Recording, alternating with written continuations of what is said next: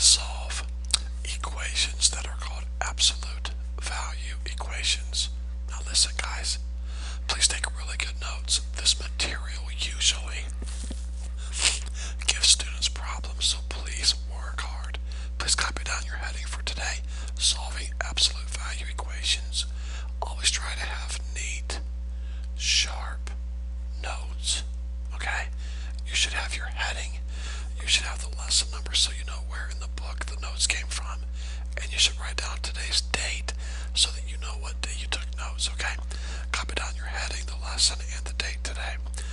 As you progress in your algebra classes, Algebra 1 and Algebra 2, you will learn how to solve different types of equations. It is important that you learn how to look at an equation and recognize what type of equation it is. Do you know why that's important? This is important because quite often, different types of equations are solved differently. For example, when I taught you guys how to solve linear equations, I gave you steps. Well, the steps could be different for other different types of equations. So you have to be able to look at the equation, recognize what type it is, and then know what steps to use. Here is what an absolute value equation looks like. Please copy this down. This would be an example of an absolute value equation.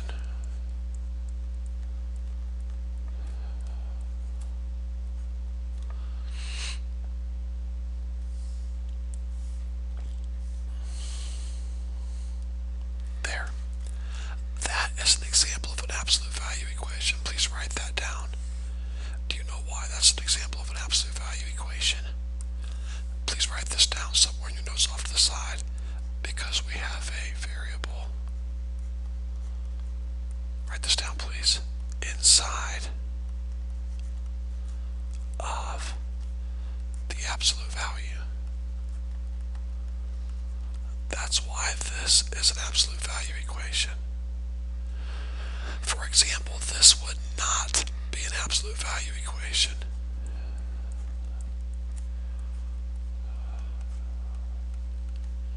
I mean, both equations have absolute values. Here's your absolute values in this equation. Here's your absolute values in this equation. Okay? But notice inside your absolute values right here, there's no variable, there's no letter. So this is not an absolute value equation. This is actually a good old-fashioned linear equation. You would just say x plus 6 equals 2 plus 10, because absolute values mean to make the number positive.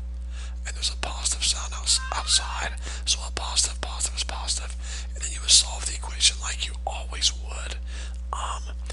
Like it's a linear equation, alright?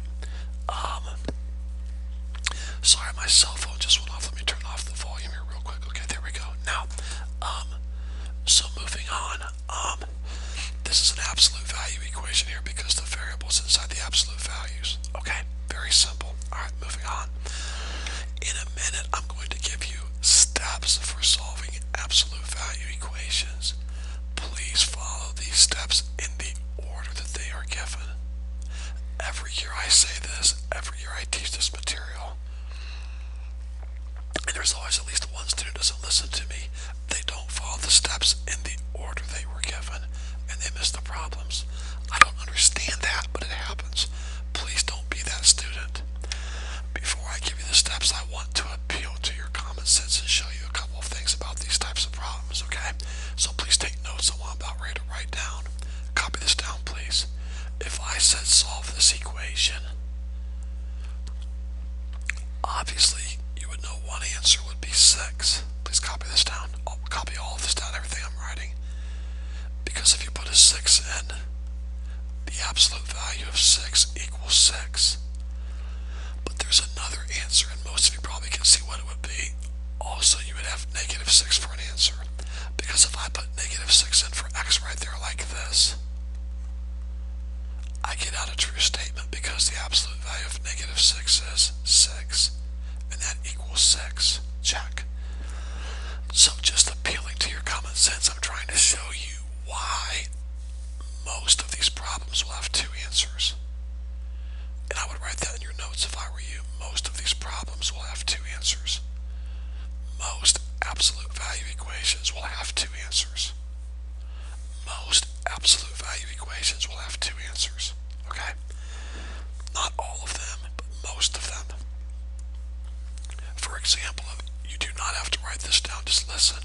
If I had a 0 here, then obviously the only answer would be 0. So sometimes there'll be one answer. But there's something else I want to show you, and I do want you to write this down, okay? So if I'm going too fast, just pause the video like I always tell you, okay? I'd rather go too fast than too slow. You just pause the video if I'm going too fast. Let's say I had this problem right here. The absolute value of x equals -4. Now, if you look at that and just think about it for a second, there is no solution to that problem. The answer is not 4, because if you put 4 in for x, the absolute value of 4 is 4, and you get this. That's not a true statement. If you think the answer is -4, so you put a -4 right here for x, well, the absolute value of -4 is 4, and you get this, which is not true. So I would like you to write this sentence in your notes, okay? An absolute value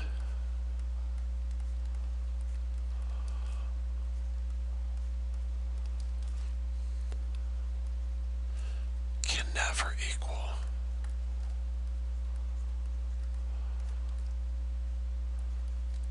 a negative number. An absolute value can never equal a negative number.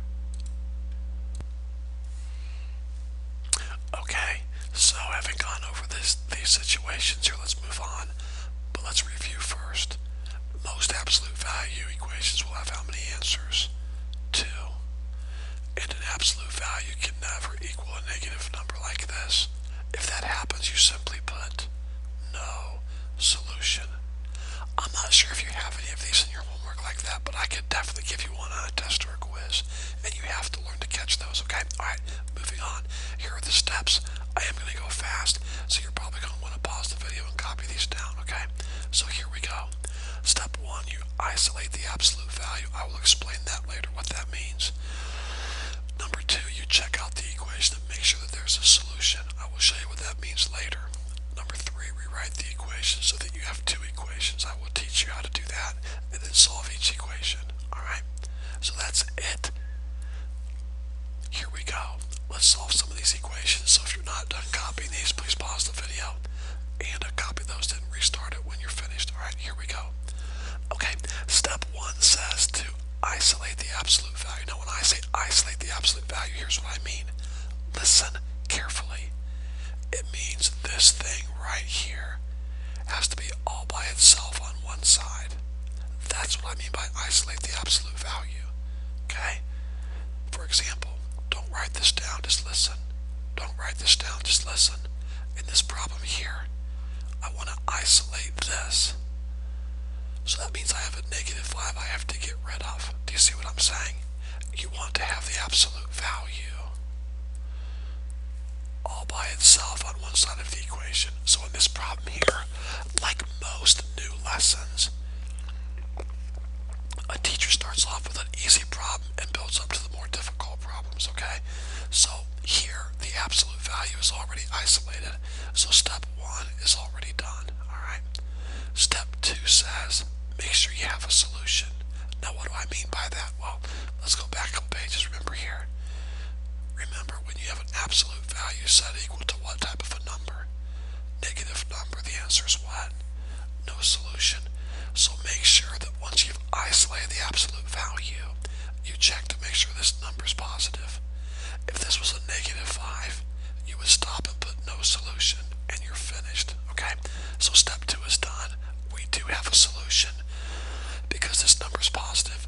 Step 3 says write the absolute value equation 2 different ways. Alright, or write 2 equations, okay? You write one equation like this. You want x minus 2 to equal what? 5. But you also want x minus 2 to equal what? -5. Remember, that just makes sense, guys, because if this inside equals 5, you'll get out 5 equals 5. But if this inside also equals negative 5, you'll get out 5 equals 5. Now, some of you are lost from what I just said, some of you aren't. But that doesn't matter. Everyone can at least do this step. It's not hard, okay? Some of you might understand why, some of you might not. That's not the point. Everyone can do this. You copy the equation just like it is, without the bars right here. Just drop the bars, okay? Then you write the equation just like it is. You drop the bars, okay? Except whatever this number is, you make it negative and put it here, okay? All right. Now, step 4 says to solve each equation. So bring your 2 over and make it a positive 2, and x equals what? 7. Bring your 2 over and make it a positive 2, and x equals negative 3. There we go. There's your 2 answers. Let's check them real quick, okay? Let's put a 7 in for x. 7 minus 2 is 5, and the absolute value of 5 is 5. Put a negative 3 in for x. Negative 3, negative 2 is negative 5, and the absolute value of negative 5 is 5. So it checks. Alright. Okay, let's try another problem. Here we go. And let's make this. I want you to change this problem. I want you to make this a negative 4. Please make this a negative 4, would you please? Thank you. Squeeze in a negative 4 there when you copy that down. Now, I want to show you where students get themselves in trouble, okay? A lot of students, please copy this in your notes, okay? A lot of students will look at this problem and say, hold it, there's a negative sign here, so my answer is no solution because you cannot have an absolute value set equal to a negative number, okay? Well, that's why I told you way back here, that students, it's very frustrating, don't follow the steps in order, and they miss the problems. Do you see what I'm saying? So if you look at this and you say to yourself, there's a negative sign here, so the answer is no solution. You're not doing the steps in order, guys. Step 1 says to first isolate the absolute value. So here's my absolute value. Let's isolate it. We got a negative 5 here. Bring it over and make it a positive 5. And now I'm left with the absolute value of 2x negative 7 equals 1. See the difference? Now I have an absolute value set equal to what type of a number? A positive number. So there is a solution. You've got to do your steps in order.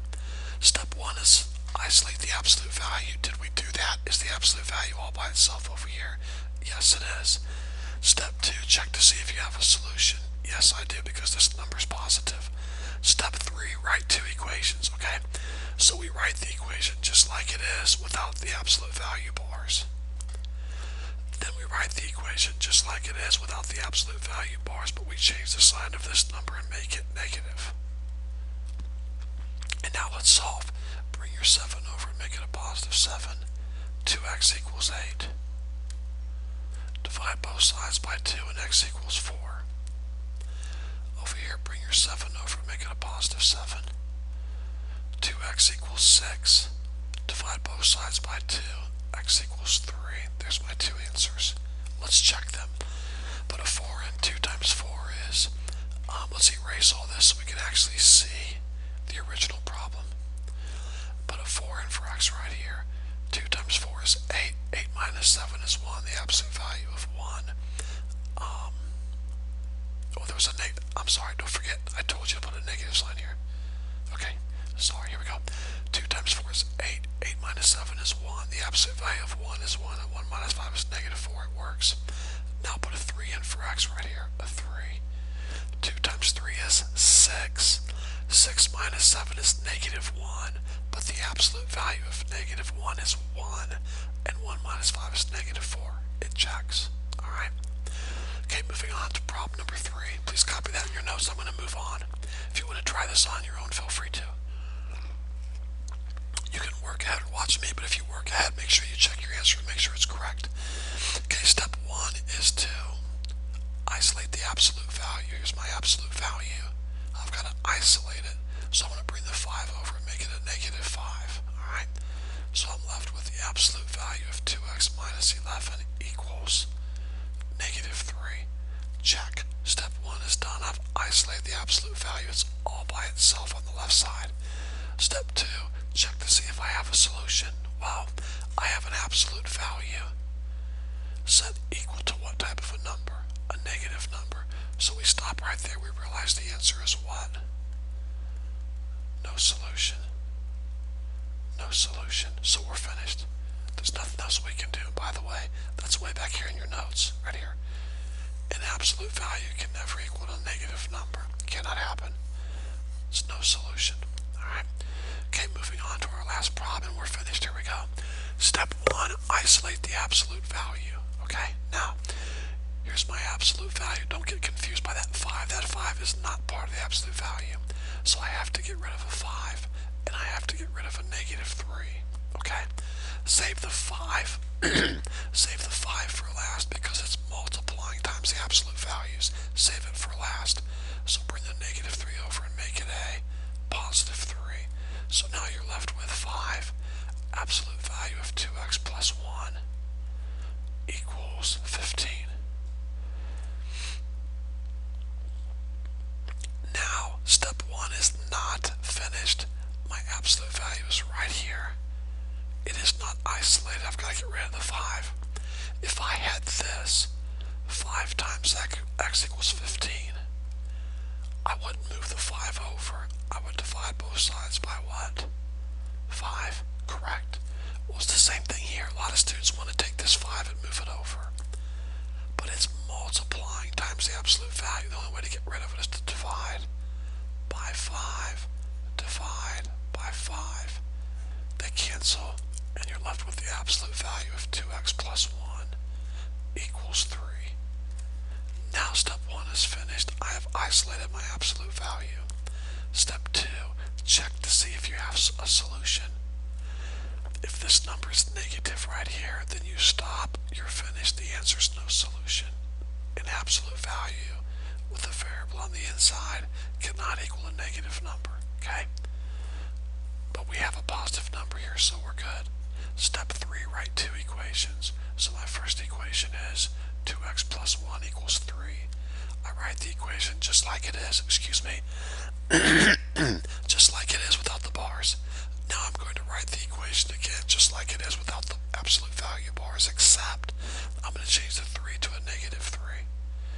And now let's solve. Bring the 1 over, make it a negative 1. I'm left with 2x equals 2. Divide both sides by 2 and x equals 1. Bring the 1 over, make it a negative 1, and I'm left with 2x equals negative 5, or negative 4, excuse me. Divide both sides by 2, and x equals a negative 2. Let's check our answers. Put a 1 in for x. 2 times 1 is 2, plus 1 is 3, times 5 is 15, and 15 minus 3 is 12. Works perfectly.